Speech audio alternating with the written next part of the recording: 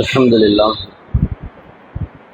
إن الحمد لله نحمده ونستعينه ونستغفره ونعوذ بالله من شرور أنفسنا ومن سيئات أعمالنا من يهده الله فلا مضل له ومن يضلله فلا هادي له أشهد أن لا إله إلا الله وأشهد أن محمدا عبده ورسوله أما بعد فقد قال الله تعالى في القرآن العظيم وفي الفرقان المجيد أعوذ بالله من الشيطان الرجيم بسم الله الرحمن الرحيم يا أيها الناس اتقوا ربكم الذي خلقكم من نفس واحدة وخلق منها زوجها وبث منهما رجالا كثيرا ونساء واتقوا الله الذي تساءلون به والأرحام إن الله كان عليكم رقيبا وقال الله تعالى يا أيها الذين آمنوا اتقوا الله حق تقاته ولا تموتن إلا وأنتم مسلمون وقال الله تعالى يا أيها الذين آمنوا اتقوا الله قولوا قولا سديدا يصلح لكم أعمالكم ويغفر لكم ذنوبكم ومن يطع الله ورسوله فقد فاز فوزا عظيما وقال نبينا صلى الله عليه وسلم إن أصدق الحديث كتاب الله وأحسن الهدي هدي محمد صلى الله عليه وسلم وشر الأمور محدثاتها وكل محدثة بدعة وكل بدعة ضلالة وكل ضلالة في النار رب اشرح لي صدري ويسر لي أمري واحلل عقدة من لساني يفقهوا قولي அளவற்ற அருளாளனும் நிகரில்லா அன்புடையவனுமாகிய எல்லாம் வல்ல அல்லாஹுக்கே புகழ் அனைத்தும் உரித்தாகட்டுமாக. அல்லாஹுவின் சாந்தியும் சமாதானமும் நபிகள் நாயகம் ஸல்லல்லாஹு அலைஹி வஸல்லம் அவர்கள் மீதும் அவர்களுடைய குடும்பத்தார்கள் மீதும் அவர்களுடைய வாழ்க்கையை பின்பற்றி வாழ்ந்த சஹாபாக்கள் மீதும் தாபிஈன்கள் மீதும் தபஅ தாபிஈன்கள் மீதும் இந்த ஜும்ஆவினுடைய வணக்கத்தினை நிறைவேற்றுவதற்காக அமர்ந்திருக்கிற நம் அனைவரின் மீதும் என்றென்றும் முற்றாமல் நிலவட்டுமாக. கண்ணியத்திற்குரிய எல்லாம் வல்ல அல்லாஹுவின் நல்லடியார்களே, இன்றைய ஜும்ஆவினுடைய உரையில் குழந்தைகளும் கொள்கையும் என்கிற தலைப்பின் கீழாக இந்த உலகத்தில் வாழ்கிற பொழுது குழந்தைகள் எவ்வாறு வளர்க்கப்பட வேண்டும் என்பது குறித்த ஒரு சில செய்திகளை நாம் இங்கே நினைவுபடுத்த இருக்கிறோம். அல்லாஹ் ரப்பல் ஆலமீன் இந்த உலகத்தில் இருக்கிற எல்லா மனிதர்களுக்கும் ஏராளமான அருள்கொடைகளை செய்திருக்கிறான். அப்படி இறைவனால் நமக்கு செய்யப்படுகிற ஒவ்வொரு அருள்கொடைகளும் நமக்கு எவ்வாறு தரப்படுகிறது என்று சொன்னால் அதை கொண்டு இறைவன் நம்மை சோதிக்கக்கூடிய அடிப்படையில் தான் தருகிறான். செல்வத்தை கொடுத்தாலும் அந்த செல்வம் தரப்படுவதனுடைய நோக்கம் என்ன அப்படின்னு சொன்னா, இந்த செல்வத்தை அவன் எவ்வாறு செலவிடுகிறான், இந்த செல்வத்தை அவன் பயன்படுத்துகிற விதம் எப்படி இருக்கிறது என்கிற சோதனையில் தான் அந்த செல்வம் நமக்கு தரப்படுகிறது.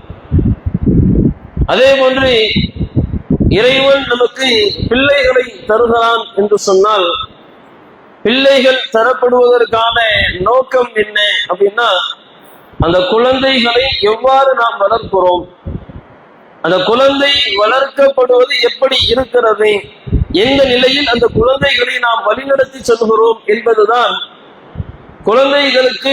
குழந்தைகள் மூலமாக இறைவன் நம்மை சோதிக்கக்கூடிய ஒரு வழிமுறை. குர்ஆன்ல அல்லாஹ் தெளிவாகவே இதை சொல்லுகிறான். அல்லாஹ் சொல்லுகிற பொழுது வஅலமு, நீங்கள் அறிந்து கொள்ளுங்கள், அன்னமா அம்வாலுக்கும் வ அவுலாதுக்கும் ஃபித்னா, உங்களுடைய மக்கள் செல்வமும் உங்களுடைய பொருள் செல்வமும் உங்களுக்கு சோதனையாக இருக்கிறது என்பதை நீங்கள் அறிந்து கொள்ளுங்கள் என்று இறைவன் திருமறை குர்ஆனிலே சொல்லுகிறார். இப்ப குழந்தை பருவம், குழந்தை இறைவன் நமக்கு தருவது சோதனை அப்படின்னா, இன்றைக்கு நாம் அதை எப்படி விளங்கி இருக்கிறோம்? முஸ்லிம்களாக இருக்கிற நாம் நம்முடைய பிள்ளைகளை வழிநடத்தி செல்வது, நம்முடைய பிள்ளைகளுக்கு நாம் கற்றுத் தருவது எந்த அடிப்படையில் இருக்கிறது அப்படின்னு சொன்னா, நம்முடைய செயல்பாடுகள் நமக்கு காட்டக்கூடிய ஒரு நிகழ்வு, நம்முடைய பிள்ளைகளை நாம் வழிநடத்தி செல்வது என்பது, நம்முடைய பிள்ளைகளுக்கு நாம் சொல்லித் தருவது என்பது, இந்த உலக வாழ்க்கையை எப்படி வாழணும், இந்த உலகத்தில் என்னுடைய பிள்ளைகள் நம்ம எப்படி வழிநடத்திட்டு போறோம் அப்படின்னு சொன்னா, பிள்ளைகளுடைய விஷயத்துல என்னுடைய குழந்தை இந்த உலகத்துல எந்த விதமான கஷ்டமும் படக்கூடாது. இந்த உலகத்துல என் குழந்தைக்கு என்னெல்லாம் வேணும்னு நினைக்கிறதோ எல்லாமே என்னுடைய பிள்ளைக்கு கிடைக்கணும். இந்த உலகத்துல என் பிள்ளை என்ன செய்யணும்? நல்ல படிச்சு நல்ல பெரியாராகி அதிகமான பொருளாதாரத்தை சம்பாதிக்கணும். உலகத்தில் வாழுகிற பொழுது என்னுடைய குழந்தை எந்த விதமான கஷ்டமும் இல்லாமல் என்னுடைய குழந்தை வளர்ந்துருச்சு, என்னுடைய பிள்ளை வளர்ந்து பெரியார் ஆயிடுச்சு, அதிகமான பொருளாதாரத்தை சம்பாதிக்கக்கூடிய அளவிற்கு உயர்ந்திருக்கிறது அப்படின்னு சொன்னா, என் குழந்தையை நான் நல்லா வளர்த்துட்டேன். நம்முடைய பார்வையில குழந்தையை நன்றாக வளர்ப்பது என்பது எப்படி? என் குழந்தை நல்ல அதிகமான பொருளாதாரத்தை சம்பாதிக்கக்கூடிய அளவிற்கு உயர்ந்து விட்டான், அவன் வாழ்க்கையில கஷ்டமே படல, இவன் அவன் கஷ்டப்படாம எப்படி வளர்ந்தானோ அதே மாதிரி அவனுக்கு பிறகு இருக்கிற அவனுடைய குழந்தைகளையும் அவன் கஷ்டப்படாமல் வளர்க்கிறான், அப்படி என் பிள்ளை உயர்ந்துட்டான் அப்படின்னு சொன்னா, நான் என்னுடைய பிள்ளையை என்ன செஞ்சுட்டேன்? சரியாக வளர்த்து விட்டேன், நன்றாக வளர்த்து விட்டேன். அப்படிங்கிற கான்செப்ட்ல தான் இன்னைக்கு என்ன செய்யறோம்? நாம நம்முடைய பிள்ளைகளுக்கு எல்லாவற்றையும் சொல்லித் தருவோம். படிக்கக்கூடிய காலங்களில் இருந்து நம்முடைய பிள்ளைகளுக்கு நாம் சொல்லக்கூடிய அறிவுரைகள், நாம நம்முடைய பிள்ளைகளுக்கு காட்டுகிற பாதைகள் எல்லாம் எப்படி இருக்கிறது? உலகத்துல நீ நல்லா வாழணும், இந்த உலகத்துல எந்த கஷ்டமும் படாம, எந்த வகையிலும் சிரமம் இல்லாமல் நீ அழகான முறையில் வாழ்வதற்கு உனக்கு என்னென்ன பாதைகள் இருக்கிறது, என்னென்ன வழிமுறைகள் இருக்கிறது, எல்லாவற்றையும் நம்முடைய பிள்ளைகளுக்கு நாம காண்பித்து தரக்கூடிய நிலைகளை தான் பார்க்கிறோம்.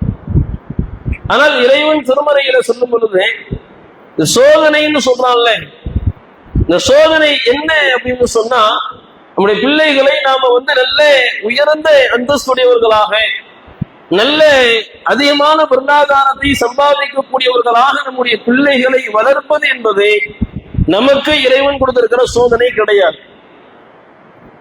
நமக்கு இறைவன் பிள்ளைகள் மூலமாக தரப்படுகிற சோதனை என்ன அப்படின்னா, என்னுடைய குழந்தையை நான் வளர்க்கிற பொழுது இந்த கொள்கையுடையவர்களாக அல்லாஹுவை மாத்திரம் வணங்க வேண்டும், அவனை தவிர்த்து வேறு யாரையும் வணங்க கூடாது, அல்லாஹுக்கு இணை வைக்க கூடாது என்கிற இந்த இஸ்லாமிய கொள்கையை சொல்லி தந்து அவர்களை சாலிஹான குழந்தைகளாக, நல்ல அமல்களை செய்யக்கூடிய குழந்தைகளாக அந்த குழந்தைகளை நாம் வளர்க்கிறோமா, அதுதான் இறைவன் நமக்கு தரக்கூடிய சோதனை.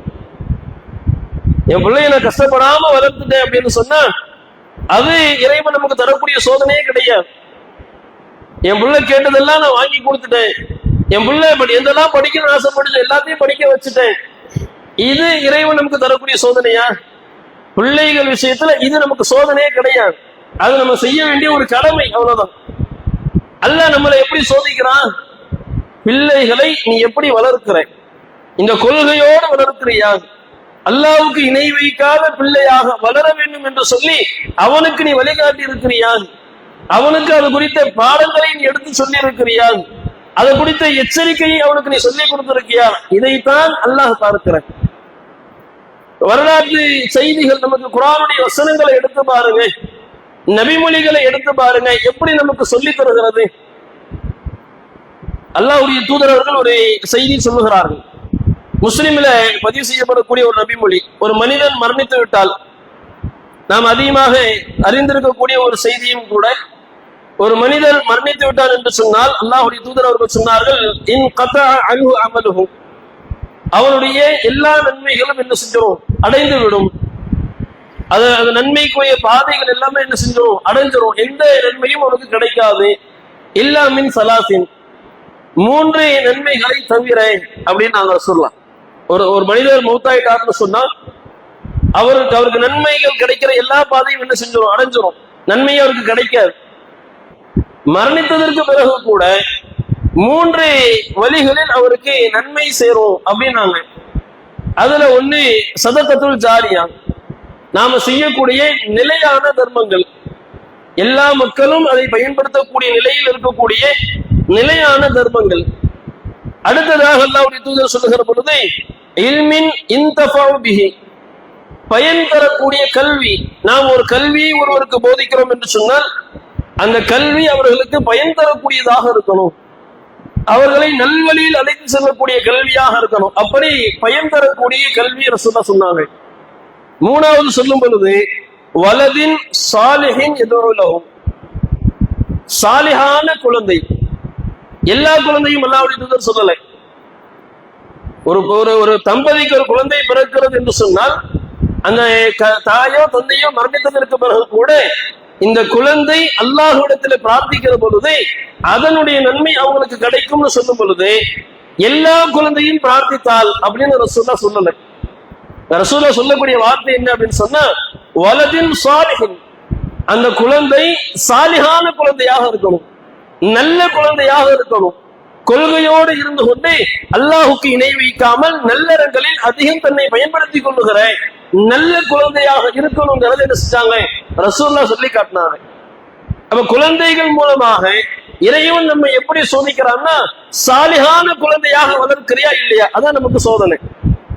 அப்படி நம்ம ஒரு குழந்தையை சாலிஹான குழந்தையாக வளர்த்தால், இந்த கொள்கையோடு பயணிக்கிற நல்லவர்களை அதிகம் செய்யக்கூடிய குழந்தையாக நாம் நம்முடைய குழந்தையை வளர்த்தோமையானால் அந்த குழந்தை நமக்காக பிரார்த்திக்கிற பொழுது அல்லாஹ்விடத்தில் அந்த குழந்தையை கேட்கிற பொழுது அதனுடைய நன்மை என்ன செய்யும், அவர்களுக்கு கிடைக்கும் என்று அல்லாஹ்வுடைய தூதர் சொன்னாங்க. நம்ம இன்னைக்கு நம்ம குழந்தைகள் இப்படி வளர்க்கிறார்களான்னு பாருங்க. நாம குழந்தைகளுக்கு எடுத்து சொல்ல வேண்டிய நம்முடைய கடமை. அந்த குழந்தை நேர்வழி அடைகிறது அல்லது அடையாமல் போகிறது என்பது இறைவனுடைய கையில் இருக்கிறது. ஆனால் சொல்ல வேண்டிய பாடத்தை நாம சரியாக நம்முடைய பிள்ளைகளுக்கு சொல்லி இருக்கிறோமா? நம்முடைய பிள்ளைகளை நாம் வளர்க்கிற பொழுது அல்லாஹ்வுக்கு இணை வைக்க கூடாது என்று எத்தனை பேர் சொல்றோம்? வணக்க வழிபாடுகளில் தொழுகையை நிறைவேற்றுவதில் அல்லாஹுவை தவிர வேறு யாருக்கும் அந்த வணக்கத்தை நிறைவேற்ற கூடாது என்று சொல்லி எத்தனை நபர்கள் நம்முடைய பிள்ளைகளுக்கு போதித்துக் கொண்டு இருக்கிறோம். உலக கல்வியை போதிக்கக்கூடிய அளவிற்கு கூட மார்க்கம் சார்ந்து இருக்கிற செயல்பாடுகளை நம்ம நம்முடைய பிள்ளைகளுக்கு சொல்வது கிடையாது. குர்ஆனுடைய வசனங்கள்ல இறைவன் நமக்கு தரக்கூடிய பாடத்தை பாருங்க. நூஹ் அலைஹிஸ்ஸலாத்து வஸ்ஸலாம், நூஹ் நபியினுடைய மகனார் என்ன செய்யல, இஸ்லாத்தை ஏற்றுக்கொள்ளவில்லை. ஆனாலும் கூட நூஹ் நபியினுடைய பிரார்த்தனை, நூஹ் நபியினுடைய அந்த அழைப்பு எப்படி இருந்தது? தன்னுடைய மகனிடத்துல சொன்னாங்க, இஸ்லாத்தை ஏத்துக்க, அல்லாஹுவை மட்டும் வணங்கி எங்களோடு வந்துரு, இறை நிராகரிப்பாளர்களோடு அல்லாஹுவை மறுக்கக்கூடிய அந்த கூட்டத்தோடு நீ போய் சேர்ந்துடாதன்னு சொல்லி என்ன செஞ்சாங்க, நூஹ் நபி அவர்கள் தன்னுடைய பிள்ளைகளுக்கு போதனை செய்தார்கள். குர்ஆன் அல்லாஹ் சொல்லி காட்டுறாங்க. எப்படி சொல்லி காட்டுறான்? நூஹ் நபி அவர்கள் தன்னுடைய பிள்ளையை பார்த்து அழைக்கிற பொழுது வனாதா நூஹ் இப்னஹு கான ஃபீ மஅஸிலின், நூஹுடைய மகனார் தன்னை விட்டு விலகி இருக்கக்கூடிய நிலையில், யா புனையே, என் அருமை மகனே, இருக்கம் மஅனா, எங்களோடு நீ ஏறி வந்துருனா. அல்லாஹ் நீரை கொண்டு நூஹ் நபியினுடைய சமுதாயத்தை முற்றிலுமாக அழிக்க போகிறேன் என்ற செய்தியை சொல்லுகிற பொழுது அந்த கடைசி தருணத்துல கூட என்ன செய்யறாங்க, தன்னுடைய மகனை அழைக்கிறார்கள், இருக்கம் மஅனா, எங்களோடு நீ ஏறி வந்துரு. வலா தகும் மஅல் காஃபிரீன், இறைவனை மறுக்கக்கூடிய இந்த காஃபிர்களுடைய கூட்டத்தோடு நீ போய் ஆகினாத, எங்களோடு இஸ்லாத்தை ஏற்று அல்லாஹுவை மட்டும் வணங்கொண்டு வந்துருன்னு சொல்லி என்ன செஞ்சாங்க, தன்னுடைய மகனுக்கு அறிவுரை செய்தார்கள். அவர் அதை என்ன செய்யல, ஏற்றுக்கல. அதனால அந்த சமுதாயம் அழிக்கப்படுகிற பொழுது நூஹ் நபியினுடைய மகனாரையும் அல்லாஹ் என்ன செஞ்சான், அழித்தான் என்கிற செய்தியை பார்க்கிறோம், சொல்லி இருக்கணும். அதே மாதிரி அடுத்த வரலாற்று செய்திகளை எடுத்தோமேயானால் இப்ராஹிம் நபியினுடைய வாரிசுகளில் வரக்கூடிய யாக்கூப் அலைஹிஸ்ஸலாத்து வஸ்ஸலாம், குர்ஆன்ல நபிமார்களுடைய எல்லா வரலாறு எடுத்து பார்த்தீங்கன்னு சொன்னாலும் அதிகமான நபிமார்கள் என்ன செஞ்சிருக்கிறாங்க, தங்களுடைய பிள்ளைகளுக்கு இந்த செய்தியை எடுத்து சொல்லி இருக்கிறார்கள். யாக்கூப் நபியை பற்றி அல்லாஹ் குர்ஆன்ல சொல்லும் பொழுது சொல்லி காட்டுறான், அம் குன்தும் ஷுஹதா இத் ஹதர யாக்கூபல் மௌத். யாக்கூபுக்கு மரணம் நெருங்குகிற பொழுது நீங்கள் சாட்சிகளாக இருந்தீர்களா? அல்லாஹ் திருமறை குர்ஆன்ல மனித சமுதாயத்தை பார்த்து சொல்லி காட்டுகிறான், யாக்கூப் நபிக்கு மரணம் வந்து செல்ல, அந்த மரணம் நெருங்கக்கூடிய அந்த தருணத்துல நீங்கள் சாட்சிகளாக இருந்தீர்களா? அவர் என்ன செஞ்சார் தெரியுமா? இறைவன் சொல்லி காட்டுகிறான், இது கால லி பனீஹி, தன்னுடைய எல்லா பிள்ளைகளையும் யாக்கூப் அலைஹிஸ்ஸலாம் அவர்கள் அழைக்கிறார்கள். தன்னுடைய எல்லா பிள்ளைகளையும் அழைத்து, மா தஅபுதூன மின் பஅதி, என்னுடைய இந்த முடிவிற்கு பிறகு நான் இருக்கிற வரைக்கும் என்ன செஞ்சுட்டேன், நீங்க எப்படி வணங்கணும், எப்படி தொழுகணும், யாரை வணங்கணுங்கிற செய்தியை சொல்லி கொடுத்து உங்களை வழி நடத்திட்டேன். மா தஅபுதூன மின் பஅதி, எனக்கு பிறகு, என்னுடைய மரணத்திற்கு பிறகு நீங்கள் யாரை வணங்குவீர்கள் அப்படின்னு கேள்வி கேட்கிறாங்க. என்னுடைய மரணத்துக்கு பிறகு உங்களுடைய வணக்க வழிபாடு, உங்களுடைய வணக்கங்கள் யாரை நோக்கியதாக இருக்கும்? யாரிடத்துல? தங்களுடைய பிள்ளைகளை அழைத்து யாக்கூப் நபி கேட்கிறாங்க. அப்ப அவருடைய பிள்ளைகள் பதில் அளிக்கிறார்கள், காலு நஅபுது, நாங்கள் வணங்குவோம். யாரை வணங்கக்கூடியவர்களாக இருப்போம்? இலாஹக்க, உங்களுடைய கடவுளாக இருக்கிற, உங்களுடைய இறைவனாக இருக்கக்கூடிய உங்களுடைய இறைவனையும், வ இலாஹ ஆபாஇக, உங்களுடைய தந்தையாரான இப்ராஹிம், இஸ்மாயில், இஸ்ஹாக், வ இலாஹன் வாஹிதா, உங்களுடைய தந்தையராக இருக்கக்கூடிய இப்ராஹிம், இஸ்மாயில், இஸ்ஹாக் அவர்களுடைய இறைவனாக இருக்கிற ஒரே இறைவனை நாங்கள் வணங்குவோம் அப்படின்னாங்க. இப்ப பிள்ளைகளுக்கு மரணத்தினுடைய தருணத்தில் கூட யாக்கூப் அலைஹிஸ்ஸலாம் அவர்கள் சொல்லி தந்த பாடம் என்னன்னா, அல்லாஹ் ஒருவனை மட்டும்தான் வணங்கணும், அந்த ஒரு இறைவனை தவிர வேறு யாரையும் வணங்க கூடாது என்பதை என்ன செஞ்சாங்க, பாடமாக சொல்லி தந்தார்கள் என்பதை பார்க்கிறோம். அப்ப இன்றைக்கு நம்முடைய பிள்ளைகள் எப்படி இருக்கிறாங்க? வணக்க வழிபாடுகள்ல, அல்லாஹுவை வணங்குகிற விஷயங்களில் எல்லாம் நம்முடைய பிள்ளைகளின் செயல்பாடு எப்படி இருக்கிறது? தொழுகையை நிறைவேற்றுவதில் ரொம்ப அலட்சியமாக இருக்கக்கூடிய நிலைகளை பார்க்கிறோம். சரி, மற்ற நல்ல அமல்கள், ஏதாவது ஒரு நல்ல அமல்களை செய்வதில் தன்னை முன்னிறுத்தி அதுல அதிகமான நன்மைகளை பெறக்கூடியவர்களாக, இந்த நன்மையான காரியத்தை செய்ய வேண்டும் என்கிற ஆசையுடையவர்களாக நம்முடைய பிள்ளைகள் இன்றைக்கு வளர்க்கப்படுகிறார்களா என்று பார்த்தோமேயானால் அது மிக குறைந்த நிலையில் இருக்கிறார். எல்லா இடத்திலும் என்ன செய்வது கிடையாது, நன்மைகளை அதிகம் எதிர்பார்க்கக்கூடியவர்களாக, எல்லா வணக்க வழிபாடுகளையும் அதிகம் செய்யக்கூடியவர்களாக நம்முடைய பிள்ளைகள் அதிகமான நபர்களை பார்ப்பது கிடையாது. அப்ப எந்த இடத்துல எல்லாம் நன்மையை செய்யறாங்க? ஒரு குறிப்பிட்ட சில செயல்பாடுகள். ரமலான் மாதம் நோன்பு வந்துருச்சு, இந்த நோன்பினுடைய ஆரம்ப ஒரு 2-3 நோன்புகள், அதே மாதிரி கடைசி 10 ஒற்றைப்படை இரவுகள்ல, அதை தாண்டி நன்மையான காரியம் செய்யறது அப்படின்னா, ஏதாவது ஒரு ஜனாசாவை பங்கெடுக்கிற பொழுது அந்த ஜனாசாவை கொண்டு போய் சேர்ப்பதில், அதை பின்தொடர்வதில், அதை அடக்கம் செய்யக்கூடிய அந்த தருணங்கள்ல நம்முடைய பிள்ளைகள் நின்று நன்மைகளை செய்வதை பார்க்கிறோம். அதை தாண்டி மற்ற இடங்களில் கடமையான தொழுகைகளை நிறைவேற்றுவதில் பள்ளியில் எத்தனை நபர்கள் இருக்கிறார்கள்? எத்தனை இளைஞர்கள் தொழுகையினுடைய நேரம் அறிந்தும் கூட அதை குறித்த நேரத்தில் நிறைவேற்ற வேண்டும் என்கிற ஆசையோடு இருக்கிறார்கள்? எல்லாம் இன்னைக்கு எடுத்து பார்த்தோம் அப்படின்னு சொன்னா எந்த பிள்ளைகளும் அதற்கான முன்னிலையில் இருப்பது கிடையாது. எங்க அடிப்படை எங்க இதாகுது அப்படின்னு சொன்னா, வீட்டில் இருக்கக்கூடிய தாய் தந்தையர்கள் அவங்க என்ன செய்யறது கிடையாது, பிள்ளைகளுக்கு இந்த கொள்கையோடு நல்ல அமல்களை செய்யக்கூடியவர்களாக அவர்களை வழிநடத்த வேண்டிய பெற்றோர்கள் அங்கே தவறிழைத்து விடுகிறார்கள். யாரையும் அழைச்சிட்டு வர்றது கிடையாது. எந்த பிள்ளைகளையும் என்ன செய்யறதில்லை, தொழுகைக்கு போன நாம கட்டாயப்படுத்துறது கிடையாது. தொழுகை என்கிற வணக்கத்தை நிறைவேற்றி ஆக வேண்டும் என்கிற வலியுறுத்தல் பிள்ளைகளுக்கு பெற்றோர்கள் மூலமாக எடுத்து சொல்லப்படுவது கிடையாது.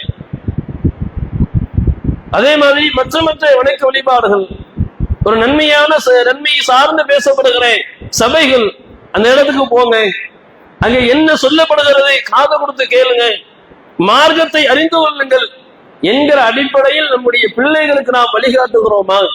நம்முடைய பிள்ளைகளை இந்த மாதிரி நல்ல அமல்களை செய்யக்கூடியவர்களாக வழிநடத்தி இருக்கிறோமா என்று சொன்னால் கிடையாது. அப்படி நாம வழிநடத்தாமல் விடுவதனுடைய நிகழ்வு என்னவாகுது? நம்முடைய பிள்ளைகள் வளர்கிற பொழுது கொள்கைகளை மறந்தவர்களாக, இஸ்லாத்தினுடைய அடிப்படை எது என்பதை மறந்து இஸ்லாத்திற்கு முரணான பல தவறான காரியங்களில் ஈடுபடக்கூடிய நிலைகளில் எல்லாம் இன்றைக்கு நம்முடைய பிள்ளைகள் இருக்கிறார்கள், வளர்கிறார்கள் என்று சொன்னால் அடிப்படை காரணம் என்னன்னா நம்ம பெற்றோர்கள் தான் காரணம். பெற்றோர்கள் என்ன செய்யறதில்லை? தகுந்த மார்க்க கல்வியை அவர்களுக்கு கொடுக்காமல் விடுவதுதான் அடிப்படை காரணமாக இருந்து இருக்கிறது என்பதை நாம விளங்கிக் கொள்ளலாம். அல்லாஹ் நமக்கு பிள்ளைகளை தருவது என்பது அவங்களை இந்த உலகத்துல கஷ்டப்படாமல் அவர்கள் வாழ வைக்க வேண்டும் என்பதற்கல்ல. அல்லாஹ் அதிலிருந்து நம்மை சோதிப்பது என்ன அப்படின்னா, அந்த பிள்ளைகளுக்கு நீங்கள் தரக்கூடிய மார்க்க கல்வி எப்படி இருக்கிறது, அவர்களை நீங்கள் மார்க்கத்தின் அடிப்படையில் நல்ல பிள்ளைகளாக அவர்களை வழிநடத்தி செல்லுகிற பாதை எப்படி இருக்கிறது என்பதுதான் இறைவன் இந்த பிள்ளைகள் மூலமாக நம்மை சோதிக்கிறார். அந்த சோதனையில நாம வெற்றி பெற வேண்டும் என்று சொன்னால் நம்முடைய பிள்ளைகளை நாம் வளர்க்கிற பொழுது எந்த அளவிற்கு அவர்களுக்கு மார்க்கத்தை குறித்து சொல்ல முடியுமோ, மார்க்கத்தினுடைய வரம்புகளை அவர்களுக்கு எந்த அளவுக்கு நினைவுபடுத்த முடியுமோ அடிக்கடி என்ன செய்யணும், அதை குறித்து சொல்லிக்கிட்டே இருக்கணும். மார்க்க விஷயம்னு சொன்னா ஒரு தடவை நம்ம தொழுவோம்னு சொன்னோம், 2 தடவை சொன்னோம், 3வது தடவை அடிச்சோம், அவன் தொழுவல, அப்படியே நாமளா என்னன்னு விட்டுட்டோங்கிற அந்த அடிப்படை இருக்கவே கூடாது. ஒவ்வொரு முறையும் அவர்களுக்கு அது குறித்து திரும்ப திரும்ப அவர்களை வலியுறுத்தி கொண்டே இருக்கணும். ஒவ்வொரு நன்மையான காரியத்திலும் பிள்ளைகளுக்கு நாம் அதிகம் சொல்லிக் கொண்டே இருக்கோம். அப்படி சொல்லுகிற பொழுதுதான் அவர்களுடைய வாழ்க்கை பாதை என்பதை மிக நேரானதாக செல்லக்கூடியதாக இருக்கும். உலகத்துல சொல்றோம்ல, உலக வாழ்க்கைக்கு சொல்லும் பொழுது நீங்க நல்லா கவனிச்சு பாத்தீங்கன்னா தெரியும், படிக்கிற விஷயத்துல ஆல்ரெடி நல்லா தான் படிப்போம். நல்லா படிக்கிற பையனை கூட என்ன செய்வாங்க, பல மாதிரியான நெருக்கடியை கொடுப்பாங்க, இன்னும் நல்லா படிக்கணும். ஸ்கூல்ல அவன் 2வது இடத்துல 3வது இடத்துல இருக்கானா, உனக்கு முன்னாடி 2 பேர் இருக்காங்கல்ல, அவங்களை விட நீ நல்லா படிக்கணும்னு சொல்லி நல்லா படிக்கக்கூடியவர்களை கூட நெருக்கடி கொடுத்து என்ன செய்வாங்க, படிக்க வைப்பாங்க. படிக்க விஷயத்தில் ஏன்னா இப்ப படிச்சாதான் அவன் பின்னாடி அவனுடைய லைஃப் நல்லா இருக்கும், அடுத்து இருக்கிற அவனுடைய வாழ்க்கை அது எப்படி இருக்கும் என்பதை நாம் அறிய மாட்டோம். ஆனால் நம்முடைய எண்ணம் என்ன, அவன் நல்லா படிச்சான்னு சொன்னாதான் அடுத்து அவனுடைய வாழ்க்கை சிறந்ததாக இருக்கும் என்பதற்காக வேண்டி அவ்வளவு பிரஷரை கொடுத்து அவனை படிக்க வைக்கிறோம்ல. நிரந்தர மறுமை வாழ்க்கைக்காக வேண்டி எந்த அளவுக்கு நம்முடைய பிள்ளைகளுக்கு நாம பிரஷர் கொடுப்போம். எல்லா நற்காரியங்களையும் செய்யணும், நன்மையான காரியங்கள் குறித்து மார்க்கத்தை அறிந்து கொள்கிற செயல்பாடுகளை குறித்து நம்முடைய பிள்ளைகளுக்கு நாம் தரக்கூடிய வலியுறுத்தல் எப்படி இருக்கிறது? லைட்டா தலைவலிக்குது, மதரசாக்கு போல அப்படின்னா ஓகேன்றோம், வேண்டாம் ரெஸ்ட் எடுத்துக்க. கடுமையான காய்ச்சல் இருப்பான், ஸ்கூலுக்கு போகும்போது லேசான தலைவலின்னா கூட என்ன செய்யறது இல்லை, மதரசாவுக்கு போகாதுன்னு சொல்லிடுவோம். அப்ப இப்படி உலக கல்விக்கு தரப்படுகிற முக்கியத்துவங்கள், உலகம் சார்ந்து இருக்கிற செயல்பாடுகளுக்கு தரப்படுகிற முக்கியத்துவங்கள் என்பதை மறுமையினுடைய வாழ்க்கைக்காக அவனுடைய வெற்றிக்காக வேண்டி நமக்கு இறைவன் இருக்கிற சோதனையில் நாம் வெற்றி பெற வேண்டும் என்பதற்காக வேண்டி பிள்ளைகளை மார்க்கம் சார்ந்து வழிநடத்தக்கூடிய செயல்பாடுகள் இன்றைக்கு குறைந்து இருக்கிற. அப்படி இல்லாமல் வரக்கூடிய காலகட்டங்கள்ல நம்முடைய பிள்ளைகள் நல்ல பிள்ளைகளாக சாலிகான பிள்ளைகளாக வளர வேண்டும் என்று சொன்னால் பெற்றோர்களாக இருக்கக்கூடியவர்கள் நம்முடைய பிள்ளைகளுக்கு கொள்கையை அதிகம் வலியுறுத்தி சொன்னோம். கொள்கையை சொல்வதோடு மார்க்கத்தினுடைய வரம்புகள், மார்க்கத்தினுடைய சட்டத்திட்டங்கள், அதிலே சொல்லப்படுகிற நன்மையான காரியங்கள், தடுத்திருக்கிற காரியங்கள் எல்லாவற்றையும் பெற்றோர்களாக இருக்கிற நீங்கள் என்ன செய்யணும், பிள்ளைகளுக்கு எடுத்து சொல்லி அவர்களை வழிநடத்தக்கூடியவர்களாக இருக்கும். அப்படி இருந்தோம் என்று சொன்னால் நாளை மறுமையில் இறைவன் நம் முன்னால் வைக்கப்படுகிற இந்த பிள்ளைகள் சார்ந்து இருக்கப்படுகிற அந்த சோதனையில வெற்றி பெற்றவர்களாக நாளை மறுமையில் இறைவனை சந்திக்க முடியும். அப்படி வெற்றியாளர்களாக இறைவனை சந்திக்கக்கூடிய பாக்கியத்தை வல்ல இறைவன் நம் அனைவருக்கும் தந்தல் புரிவானாக என்கிற பிரார்த்தனையோடு எனது முதல் உரையை நிறைவு செய்கிறேன். வாஹதவானா அல்ஹம்துலில்லாஹி ரப்பில் ஆலமீன். அஸ்ஸலாமு அலைக்கும் வரஹ்மத்துல்லாஹி வபரகாத்துஹு.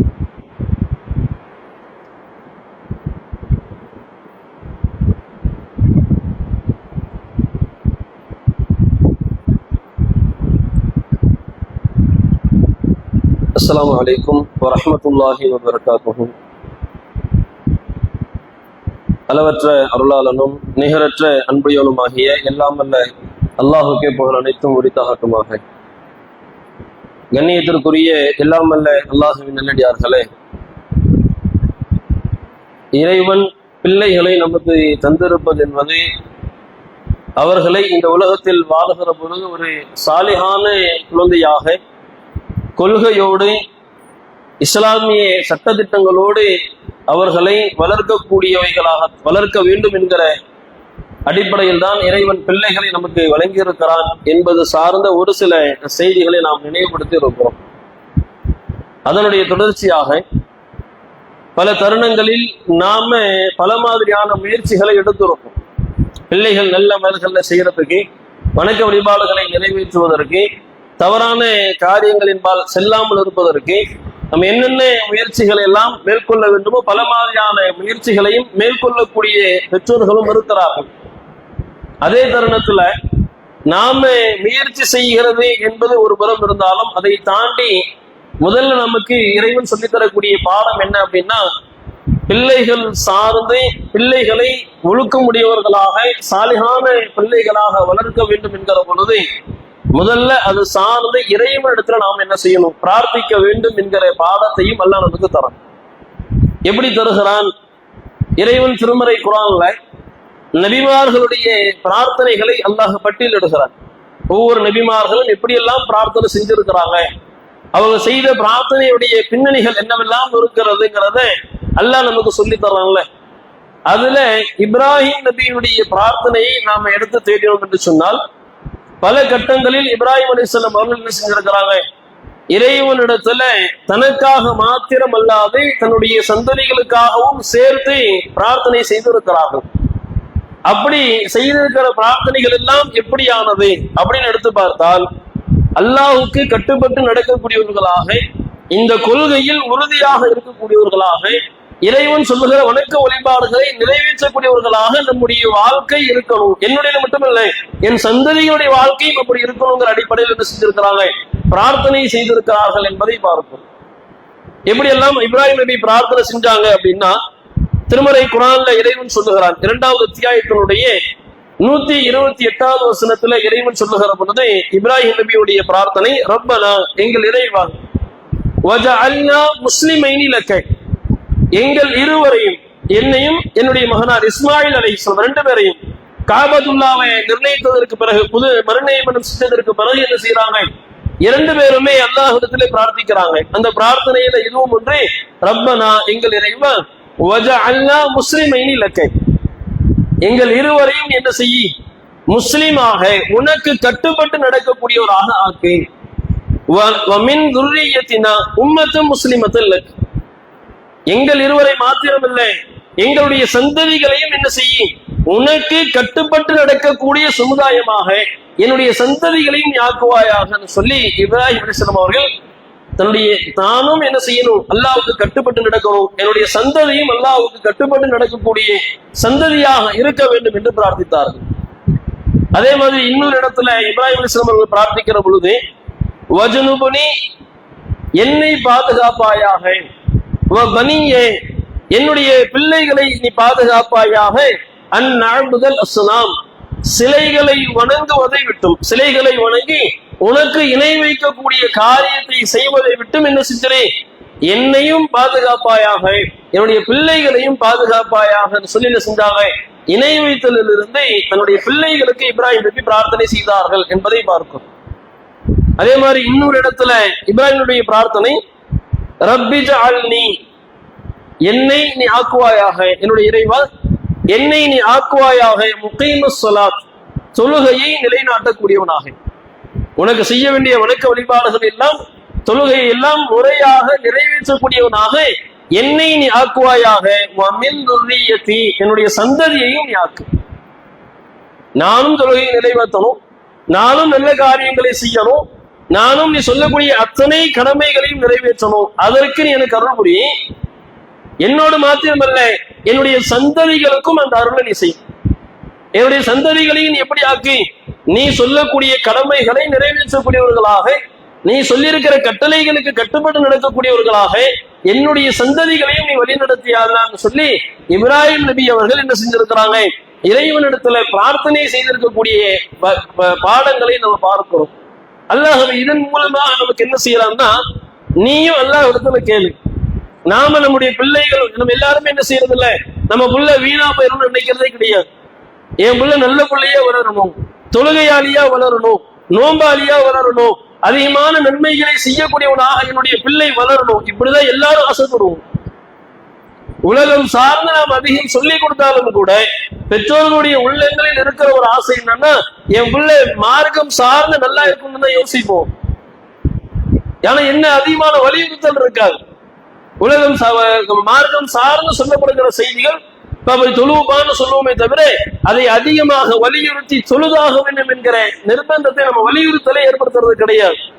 ஆனால் என் பிள்ளை தொழுகணும்னு ஆசைப்படும். அல்லாஹ் என்ன செய்யறான், நீ செய்கிற முயற்சிகள், உன் பிள்ளைய தொழுவ சொல்ற, உன் பிள்ளைய நோன்பு வைக்க சொல்ற, உன் பிள்ளைய நன்மையான காரியத்துல சேர்ந்துக்கணும்னு சொல்ற, அதையெல்லாம் சொல்றதோடு மாத்திரம் இல்லை, இறைவனிடத்திலும் அதற்கான பிரார்த்தனையை நாம கேட்க வேண்டும் என்கிற பாடத்தை இப்ராஹிம் நபியினுடைய வரலாற்று செய்திகளின் மூலமாக இறைவன் நமக்கு சொல்லித் தருகிறார். நம்முடைய பிள்ளைகள் சாலிஹான பிள்ளைகளாக வளர்வதற்கு முதலில் இறைவனிடத்துல அதிகம் பிரார்த்திக்கக்கூடியவர்களாக இருப்பதோடு இந்த உலகத்திலும் அவர்களுக்கு அது சார்ந்து அதிகம் சொல்லித்தரக்கூடிய பெற்றோர்களாக இந்த உலக வாழ்க்கையை நாம் அமைத்துக் கொண்டு நாளை மறுமையில் நாமும் நம்முடைய சந்ததிகளும் வெற்றி பெற்றவர்களாக இறைவனை சிந்திக்கக்கூடிய பாக்கியத்தை வல்ல இறைவன் நம் அனைவருக்கும் தந்து புரிவானாக என்கிற பிரார்த்தனையோடு இந்த உரையை நிறைவு செய்கிறேன். வாஹிரு தஅவானா அல்ஹம்துலில்லாஹி ரப்பில் ஆலமீன். அஸ்ஸலாமு அலைக்கும் வரஹ்மத்துல்லாஹி வபரகாத்துஹு.